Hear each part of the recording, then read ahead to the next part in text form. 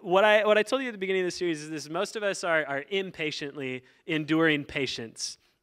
We're not very patient people naturally. We are impatient, but regardless if we are patient or not, you will have to endure patience. You will have to endure the timing of the Lord.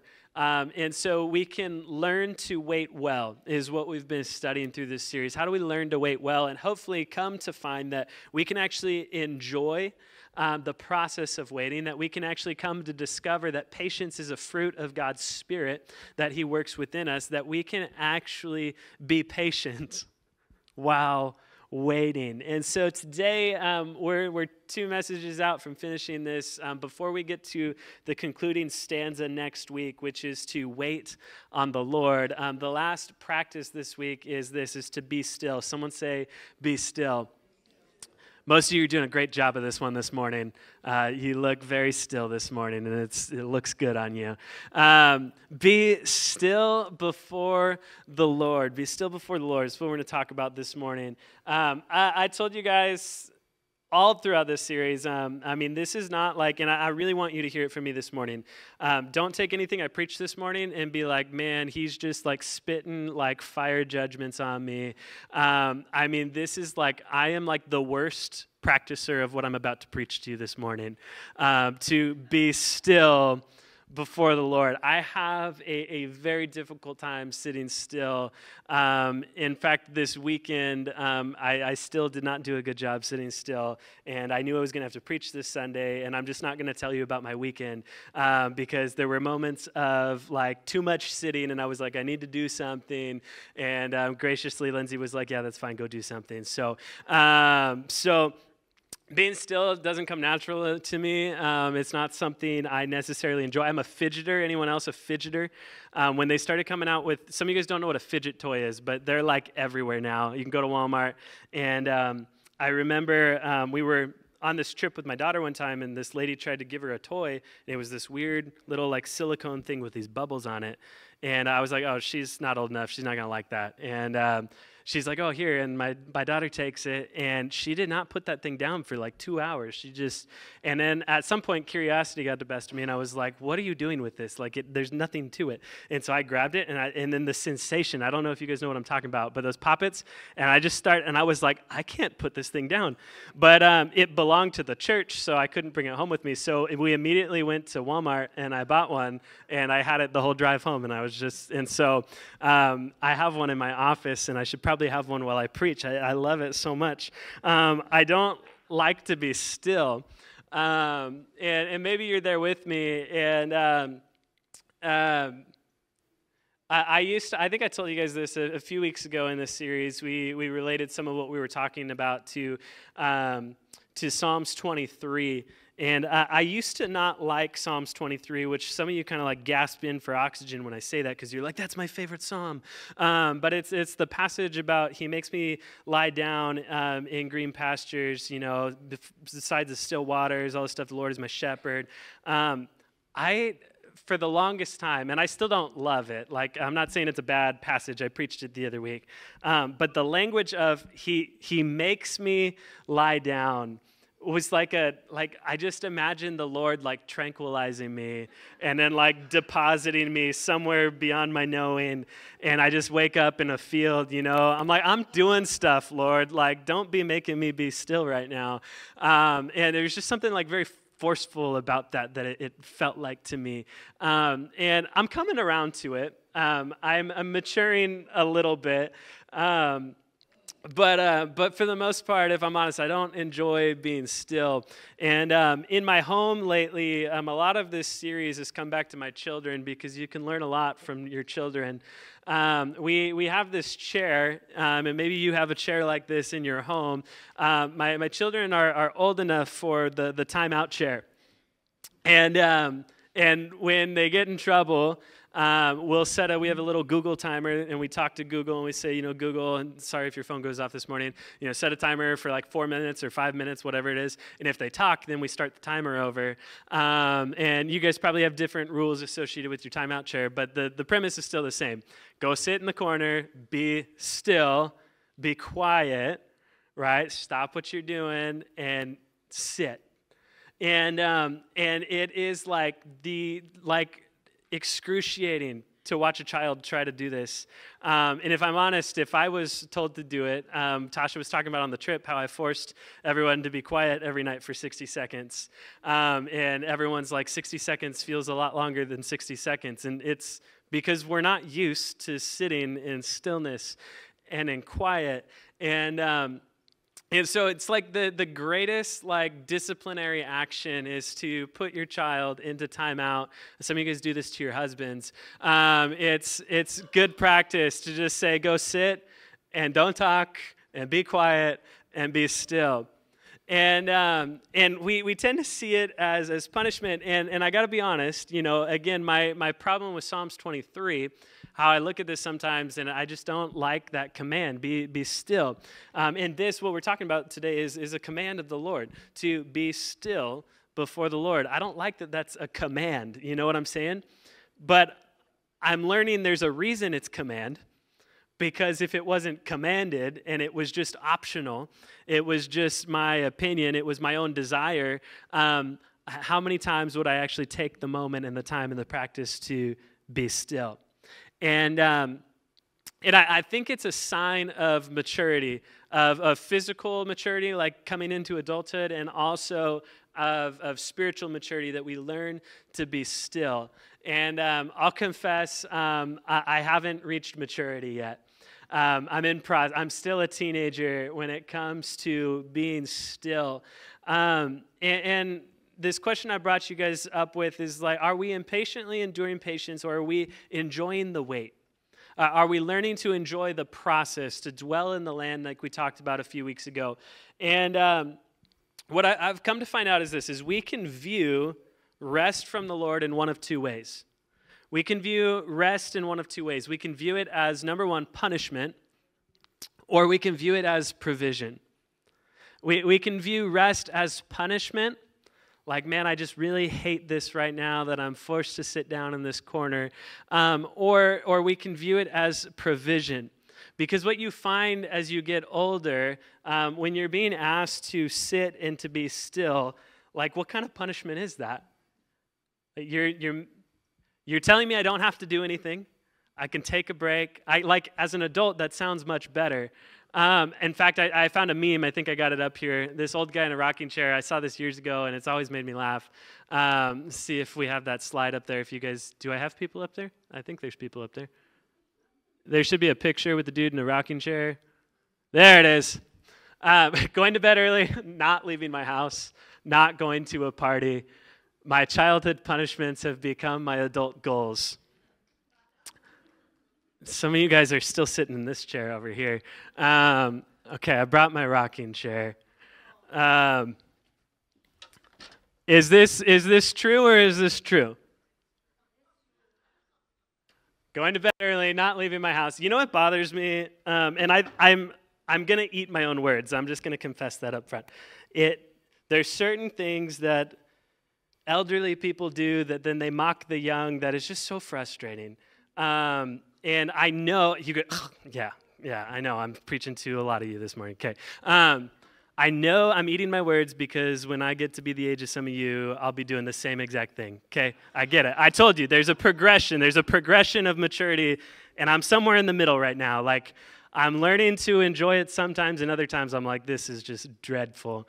But I always get lectured from old people about how your generation just doesn't wake up early. You always stay up all night, blah, blah, blah, blah. And you need to be like us and wake up with the morning sun and be up at 4 a.m. My mom wakes up at like 4 a.m. every day. She's like with her Bible out and a lamp.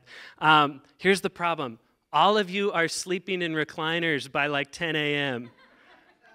And then it's like, so we used to do like men's breakfast at a church that I was at, and the men's breakfast was at like 7, and the guys were always like wanting it to be earlier at like 6 a.m., and they're like, come on, I've been up since 5, and then us younger ones were like, can we make it like 8, maybe 9, split the difference, and they're like, oh, I've already been up for 5 hours at that point. But literally every time they'd go home from men's breakfast, and then they just sleep for like 5 hours in the middle of the day. I'm like, what good is that, So Some of you guys get it. Some of you guys are just not with me, and that's fine. I'll just keep going, okay? But the setup is, I'll dig my grave. It's fine. Do we view rest as punishment, or do we view it as provision? And what I'd say is that God, in our seasons of waiting, in our seasons of rest, he invites us to a table. He invites us to a place of rest. And we can choose to view that one of two ways. We can choose to view it as provision from the Lord, or we can choose to view it as punishment from the Lord. Either way, he is going to make you lie down in green pastures. He is going to bring your soul to a stillness and a rest. And I think the thing about stillness is that it brings us to an awareness of things that have always been present, but they're details that would be unrecognized if we hadn't taken the discipline of pause. There are things that have always been present. It's not like just poof, they appear. They have always been present, but we haven't recognized them because we haven't practiced the discipline of pause. And so I want to force you this morning to endure what I've been making the missions trip endure for a whole week, is taking 60 seconds of pause this morning. And it might be the most awkward thing you've ever done in a church building before, but hopefully it's not the last, okay? We take 60 seconds this morning. What I want to invite you to do, this is for a moment, just take my instructions. This isn't spiritual yet.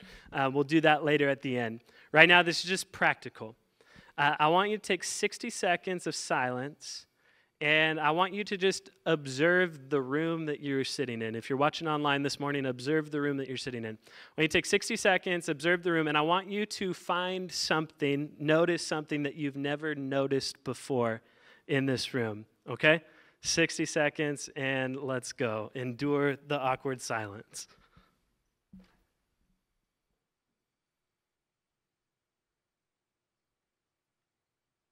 If you talk, I have to start the 60 seconds over.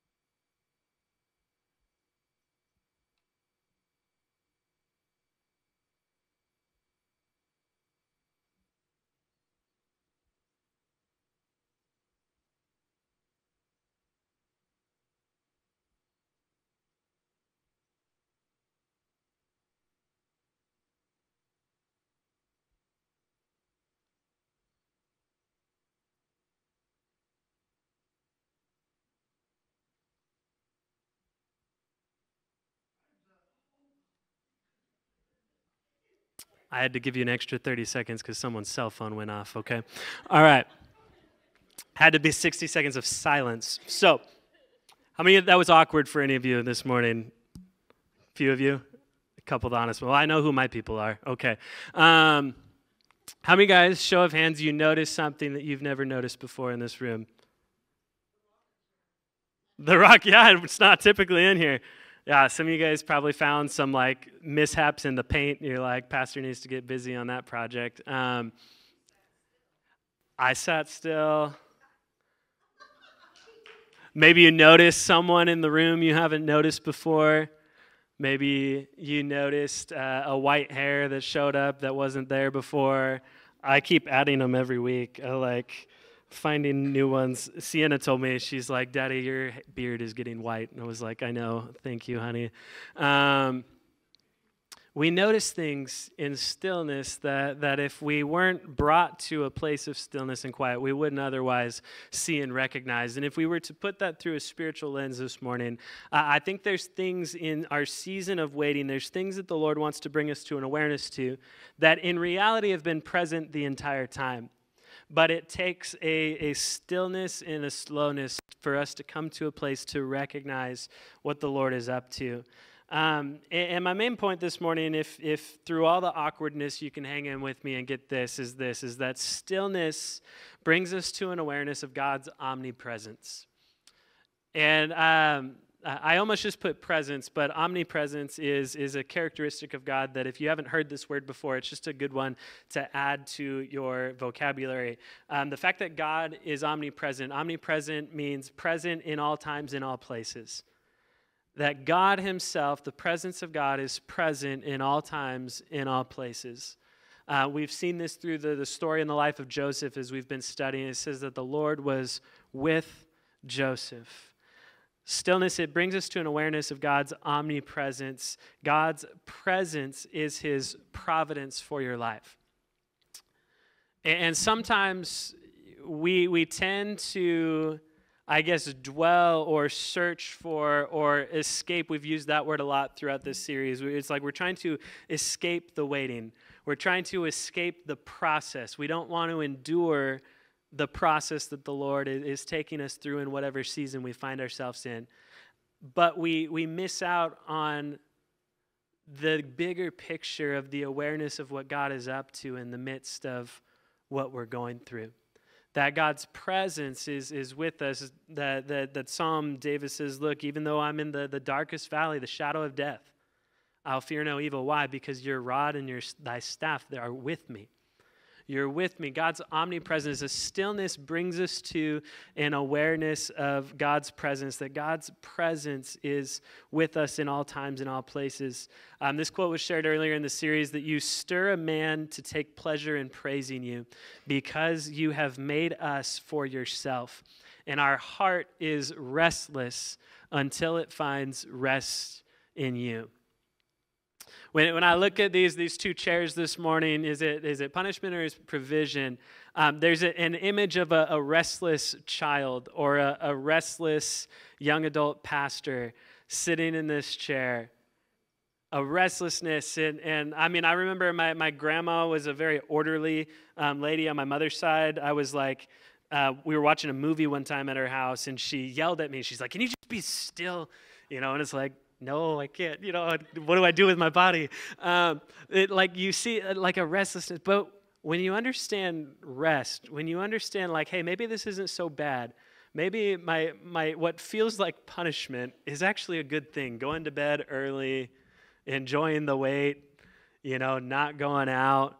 I'm missing out on all the other things that I really just have present with me right here. If I could just learn to enjoy the stillness and enjoy the wait. And Psalms 46, 7 through 11 says this, the Lord of heaven's armies is here. Someone say here. Is here among us. The God of Israel is our fortress.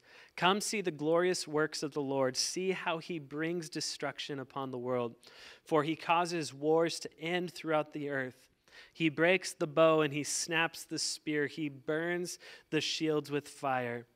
Verse 10 says, be still and know that I am God. I will be honored by every nation, and I will be honored throughout the world, for the Lord of heaven's armies is here among us. The God of Israel is our fortress. I didn't put it in the notes this morning, but someone, I believe it might have been Terry, someone somewhat recently came and talked to me and shared the verse before Israel goes to cross the Red Sea and the Egyptians are coming before, and Moses addresses the people, and they're freaking out and they're like, what are we to do? This army's coming against us, and they're trapped in by the sea in front of them. And Moses says, all you need to be is to be still. To be still and to allow the Lord to act. And that's what this psalm is declaring. It talks about the Lord bringing destruction on the world, and that sounds scary, and he causes wars to end. What it's saying is the Lord will fight for you. The battle that's in front of you, the terrors that you're facing are not worries or anxieties you need to take upon yourself. You need only be still and know that I am God. To rest in the presence and the power and the sovereign rule and authority of God who's already got it figured out, who's already worked it out, who's already seen the end result and the impossibility. And so just be still in my presence and know that I am God. And I couldn't make this a focal point too much. Otherwise, we'd end up with a whole nother series. But there's a command that we don't talk about often of Sabbath.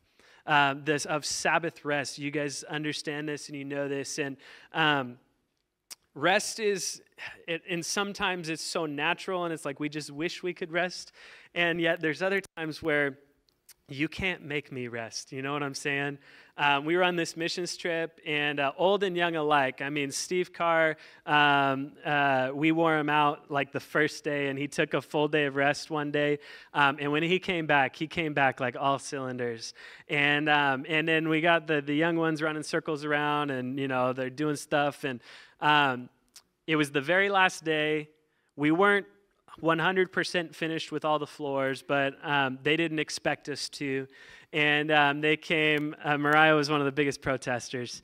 They came to us, they said, guys, it's time for lunch or dinner. Your burgers are going to get cold. It's time. And everyone just started, I don't care about the burger. I don't want the burger. I want to finish. I want to do the work. No rest for me until the job is done. And they said, no, stop, turn the power off the tools. We're going to go. And some of us complied and others of us didn't. We got the work done. We finished the job. But how hard it was, because our hearts were set on a result. We're set on a goal, something we were trying to accomplish. And it's like, we're not going to rest until this is done. I say that just to say that this is something that's applicable to all of us. Though I make jokes about the ages, and there's a time when the rocking chair becomes more appealing and you might actually enjoy it, okay? Though that might be a reality, the honest truth is all of us struggle to find rest. We struggle to enter into rest. We have seasons where we want to push forward, and the Lord is inviting us to stop. But we want to push ahead. And this is why the command of the Sabbath was instituted.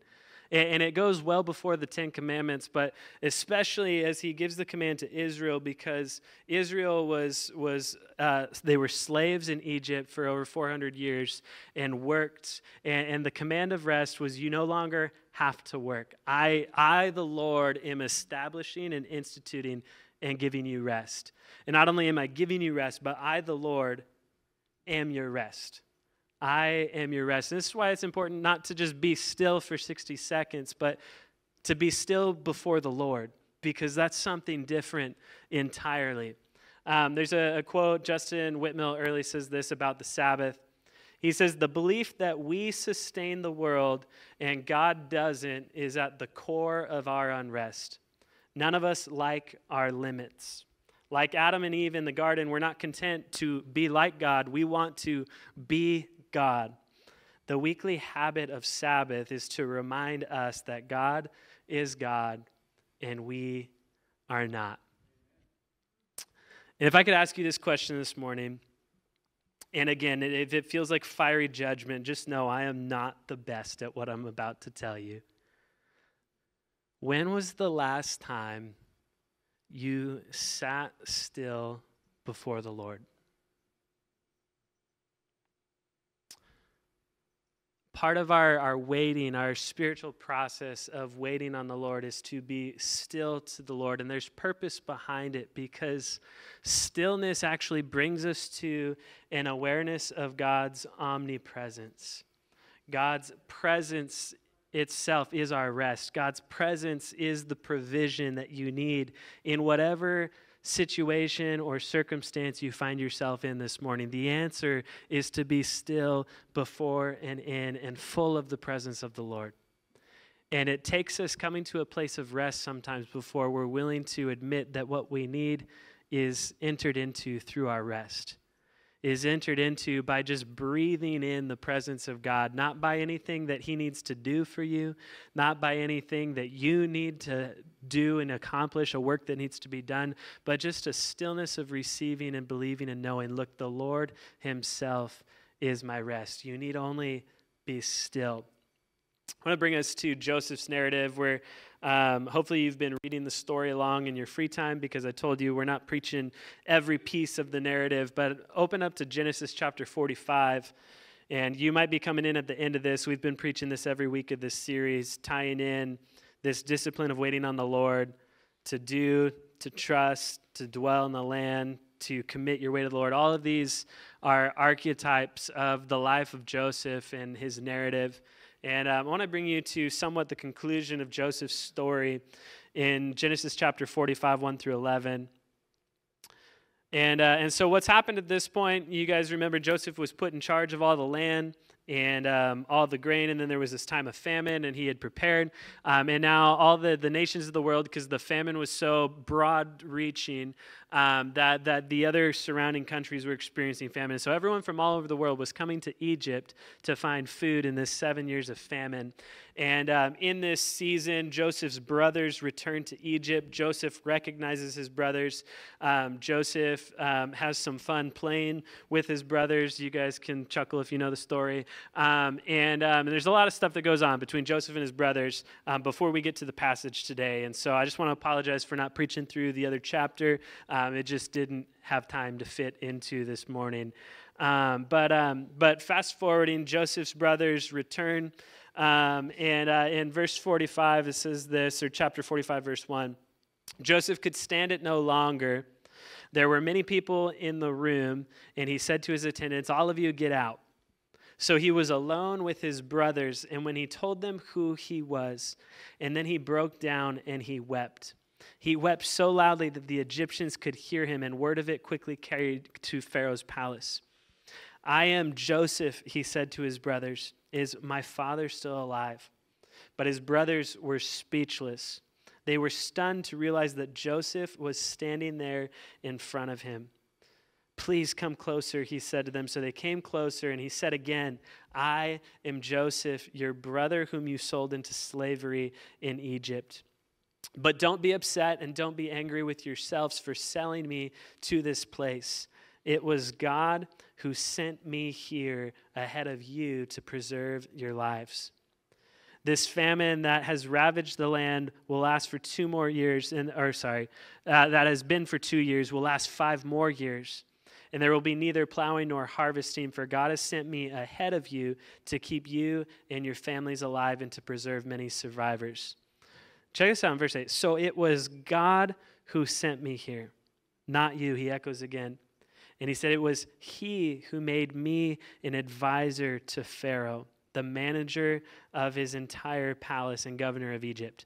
Now hurry back to my father and tell him that this is what your son Joseph says. God has made me master over the land of Egypt, so come down here to me immediately. You can live in the region of Goshen, where you can be near me with all of your children and grandchildren, your flocks and herds and everything you own. I will take care of you there, for there is still 5 years of famine ahead of us. Otherwise, you and your household and all of your animals will starve." Now, if you're just jumping into the story this week, that might just feel totally random and not get what's going on. But Joseph, 20 years earlier, had a dream that didn't make a lot of sense. He had a word spoken, and it took 20 years until the provision of this dream to come to pass, where Joseph is standing in front of his brothers, and his brothers would then return to the fulfillment of all that God had promised. Some of us have been holding on to something for 2 weeks that we feel like the Lord spoke, and it probably wasn't even the Lord, it was probably your stomach. And we're like, "God, when is this going to come to pass?" 20 years. Could you hold on to a promise that long? Could you trust in the Lord? Could you wait? And could you wait well for that long? Joseph, it's interesting, it's subtle, but when you read this passage, look at all the credit Joseph says, "For it was God who sent me here." When in reality, his lived experience told him otherwise. That it was his brother's genius plan. I told you from the beginning, I think it was a great plan, to make money off of him, and they sold him for profit. And Joseph says, "No, it wasn't you." He says, "It was the Lord acting on our behalf, on the provision of our family. The Lord sent me here ahead of you." And then Joseph endured prison, and he endured a false testimony, and he worked, as we talked about last week. He not a lazy guy. This dude was a hard worker. And all of these things that happened, happenstance. And he says, look, it was the Lord in every detail. And now, there's no point in this story where it says Joseph sat still in contemplation under a waterfall, and, paid homage to whatever, and then he realized that the Lord, it doesn't say that. But at some point, because I know it from my own experience, and I know you know it from your own experience, there had to be a pause of reflection in Joseph's life where he recounted everything that had happened, everything that he'd experienced up to this point, to begin to recognize the fingerprint of God that was all over his story. To be still before the Lord, it's a command. It's not punishment, but it's provision, and it's in our moments of stillness that we begin to recognize what otherwise would be unrecognizable. I've been sharing with you guys this book, The Promise and the Process, and I want to, just in conclusion of Joseph's story, bring you guys to this. Tyler says in his book, none of this was coincidence. And I believe this, that too often in life, we allow the idea that it was, quotations, just a coincidence to rob our awareness of the process that God was guiding us through. Take a moment to think about all of the probabilities that had to happen for Joseph to become second in command in Egypt. Number one, Jacob had to show favoritism to his son Joseph. Joseph's brothers had to develop a great hatred towards him. Joseph needed to be sold as a slave to a caravan heading to Egypt. Potiphar had to purchase Joseph and employ him in his household. Potiphar's wife had to take notice of Joseph specifically. Potiphar's wife had to accuse Joseph wrongly. Joseph had to be sent to prison. The keeper of the prison had to like Joseph and give him free access throughout the prison. Pharaoh's butler and baker had to put him in prison, or be put in prison. Joseph had to meet them and be there the exact day that they were both anxious about their dreams. Joseph had to be able to interpret their dreams. The butler had to remember the experience for 2 years. The butler had to be present the day that Pharaoh's dreams were unexplained. Pharaoh had to be willing to bring a prisoner into his court to try to interpret his dream. Joseph had to receive the proper interpretation of Pharaoh's dreams from God. What we see as just probabilities or a series of coincidences could be God orchestrating a process to bring us to a place we would never get to in our own strength, wisdom, or ability.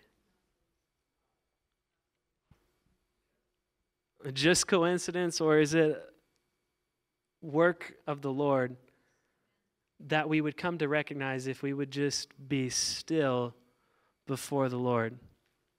That maybe this process, this waiting, the turmoil you feel in your life right now is not something that the Lord is having you endure as a punishment, but maybe it's his very provision for your life. That God is bringing you to a place you otherwise would not be able to get to in your own strength, your own ability, or your own craftiness. That only but the hand of God and the presence of God that is the provision for you in any and every season. His omnipresence. I love this. Like, how many times do we, I'm sorry if this goes weird for you. I feel weird about it because I'm not like a mushy-gushy romantic person, but Lindsay will stop me sometimes throughout the day and she'll go, "You haven't kissed me yet today. You know, it's been a whole day and you haven't kissed me. How dare you? How have you not done that yet? You didn't even pause to recognize me." I think it's just like that way with God. We're so busy with our own work, with our own plans, with our own families, with our own needs and things that feel so urgent. And yet, God's actually present with you in all of that. If you would just pause and take an awareness for a moment to go, God is with me. God was with Joseph as he was sold into slavery. God was with him when he first revealed the dream. God was with him in the palace and in the prison and in the provision of providing through this family, not just so that he could have this great position, but that it would provide for the provision of the world and the preservation of an entire nation and a family. And not only that, but the preservation of a promise that leads us today to the person of Jesus Christ. That every knee would bow and every tongue would confess Jesus Christ as Lord. All of this is part of Joseph's story. Did Joseph know half of it? Probably not. But I see from this passage we just read that he came to an awareness of it. what we often see is just probabilities or a series of coincidences could be God orchestrating a process that is bringing you to a place that you would never get to in your own strength, wisdom, or ability. While we were on the missions trip, there was a series they were in for the summer. They do a chapel service midweek, and our team attended the chapel, and Alan, the director of Compact, he was speaking, and he's talking about faith. He's talking about the life you wish you had, like the life you dream. If you've ever like aspired to something, and you're like, okay, here's my 10-year plan, right? Like, or maybe it's a person, and you're like, man, I really like the way their life's going. Like, maybe I could manufacture things around the way they do things, and then it would go that way for me. And talking about living the life that you dream, and he said the reality is you can't manufacture the life that you dream. That the life that you want, what you really want, your heart might not tell you this, but what you really want, if you were to boil it down, comes to what we're talking about. Just a stillness before the Lord's presence, that everything, every satisfaction, every fulfillment we talk about in the book of Ecclesiastes, all the wandering and searching for all these things that just can't ever fully satisfy, all of that desire is fully fulfilled in the person and the presence of Christ Jesus. And it can't be manufactured or dreamed or lived or experienced outside of who he is. And then he said this thing, I don't even know if it's applicable today, but I just want to get it out. He said, the thing I hate about faith is that it requires faith. I was like, man, that is so true. Like, do you have just, when you look back on the story of your life, you're like, oh, that was easy. But when you lived it, you're like, that was the worst thing I'd ever been through. You know, it should have, whatever. I mean, faith, it requires faith. Otherwise, it wouldn't be called faith. And a lot of us don't want to enact that. And what I see through Joseph's story is just a faithfulness to what we've been talking about, to patiently wait on the Lord, a continuation, a faithfulness to do good, to trust in the Lord, to dwell in the land wherever he was in any moment, to enjoy the presence and the safe pasture of the Lord. Joseph, in every step and every detail of his life, he took delight in the Lord, and he committed his way before the Lord. And I have to believe that at some point, Joseph was still enough before the Lord to recognize the hand of God in every circumstance that led him to the position that he was, for the purposes not of his own making, but the purpose of God's commission and call on Joseph's life. God was providing a provision, and Joseph endured the process. I don't have time to read them, so I'm just going to give them to you real quick. Maybe I'll read one of them and make you endure it. But one of them here in Acts chapter 7, 8-15, if you want to write that down. It's just a really good synopsis conclusion of the whole story. This narrative of Joseph in Genesis is actually the longest narrative of any narrative in all of Scripture. So it's a lot of chapters that we've worked through over the last few weeks, but it's a good synopsis of just the whole thing. But it gets quoted again and again. So here's one I'll give you in conclusion this morning. Psalms 105. Psalms 105 said that he called for a time of famine in the land of Canaan, cutting off its food supply. But then he sent someone to Egypt ahead of them, Joseph, who was sold as a slave. They bruised his feet with fetters and placed his neck in an iron collar. Check this out. Until the time came to fulfill his dreams. The Lord tested Joseph's character, and then Pharaoh sent for him and set him free and made him the ruler of the nation and opened his prison door. Joseph was put in charge of all the king's household and became ruler over all of the king's possessions. He could instruct the king's aides as he pleased and teach the king's advisors. Then Israel, Jacob his father, arrived in Egypt, and Jacob lived as a foreigner in the land of Ham. And the Lord multiplied the people of Israel until they became too mighty for their enemies. But right in the middle of this is this statement in verse 19, until the time came to fulfill his dreams. And the series question, are we there yet? I don't know if it's as applicable to you as it is to me, but what are you waiting on this morning? What is your season of waiting? Are you there yet? Can you come just to rest in the stillness of God's presence and recognize that, look, until the time comes, it's a surrender. Until the time comes, Lord, for you to fulfill your promise, I will sit still in your presence. I will dwell in this land. I will commit my way to you. I will do good and I will trust you, because this is what it means to wait on the Lord. Are we impatiently enduring patience, or are we learning to enjoy the wait?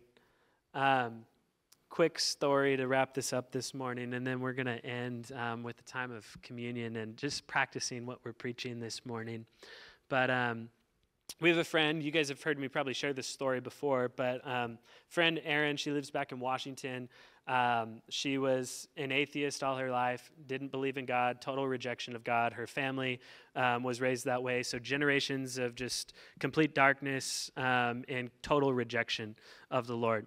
A lot of circumstances, a lot of pieces of the story you guys have probably heard before, but eventually led her to attending a small group in our home through friendship of Lindsay. We invited her to come, and we did this series on prayer. And we had 8 weeks of small groups, kind of like our church is getting ready to go into a season of small groups here in a few weeks. And for 8 weeks, she just kept coming. And it was really a shock, really a surprise that she continued to come, because this is someone who doesn't believe in God, doesn't have a faith like we have faith, has never read her Bible once in her life, doesn't know any scriptures. She just kept coming, and each week we were talking about these different aspects of prayer. And over the weeks, it was just kind of motionless, quiet, just sitting, observing, but kind of enjoyed her time coming. And this one week we were in discussion, and she talked, which we all just kind of got really excited, because we're like, hey, she's engaging in conversation, she's saying something, and she says, I don't know if you guys all knew my story. She says, I don't believe in God. Never have. And she says, but, this thing about prayer really interested me. And, it's kind of in the middle of COVID. She's like, a lot of stuff's been going on. I've been asking a lot of questions. And she said, so I did it. And we were like, you did what? She's like, I prayed. And she's like, I went, and I just felt kind of led to like go off on our property in the trees by myself, and just kind of found this quiet space. And she said, I just began like talking to God. Which she was like, it's kind of weird because I don't believe in him, and I don't, but she's like, I prayed. And we're like, okay, this is kind of cool where the story's going. And then she stopped. She said, I heard the voice of God speak to me. And she said, he began to show me, she's probably 36 years old at this point. She said, he showed me like a transcript of my entire life, 36 years not believing, and all of these moments where he was with me in these different moments, and began to recount. And he said, I was with you, and I was with you there, and here's where I was in this situation. And she's just like sobbing, and I usually can't tell the story without sobbing, but I've told it so many times now, I think I'm getting immune to it. But God's presence in the stillness, in the awareness, if we would just take the time to sit and to ask God, where are you present? How many of you guys have found yourself any time in life and you just ask, man, where is God in this moment? Where is God in this situation? It's not a bad question to ask. The answer to that question is found on the other side of the stillness of waiting. Sometimes we're like, God, where are you? But we're like chasing other things, and we're like doing other things, and we're like, we can't put our work down, and we can't put down, and I got to pay bills here, and I got to make this thing happen here. And it's like we're playing God, and at the same time asking God, where are you present? And God just invites us. He asks us, he says, would you just be still before me? And I'm going to invite the ushers this morning, pass out the communion elements. We're going to do communion a little different than we've done it in the past. But as they do that, I want to conclude with this verse in Matthew chapter 11, verse 28 through 30. Then Jesus said to them, come to me, all of you who are weary and carry heavy burdens, and I will give you rest. Take my yoke upon you and let me teach you, because I am humble and gentle at heart, and you will find rest for your souls. For my yoke is easy to bear, and the burden I give you is light. And if we just leave this verse on the screen, as we contemplate this morning and sit in rest of communion, I want you to just meditate on the words of this verse. It's this invitation Jesus invites us into. Come to me. Enjoy my rest. And some of us, if you're like me, it's like we spend too much time in this chair in adolescence, treating whatever it is we're going through like it's a punishment from the Lord, like it's a judgment from the Lord. Lord, you're forcing me to endure this. And I think what the Lord would come to show you, if you could come to a spiritual maturity to accept it, is that the Lord's desires for you, his plans for you are to do good, not to harm you, that he's working all things out for the good of those who love him and are called according to his purposes. And we view it as punishment. We view it as like this judgment, because it's like, well, you're stopping me from getting to the thing that I want. And God's like, I have the thing that you want. I have the thing that you need if you could only learn to sit and to enjoy the rest that only I can give you. And so he invites us, and he says, come to me, all of you who are weary and carry heavy burdens, and I will give you rest.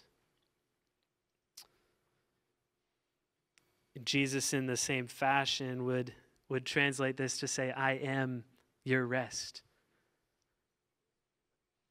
The rest that you search for, your restlessness, as Augustine says, our heart is restless until it finds rest in him. And I, probably more than any of you this morning, need to take this to heart, need to endure the pain, the fidgeting, the awkwardness of sitting still, and to come to just accept and to enjoy the still presence of God as we learn to rest in him.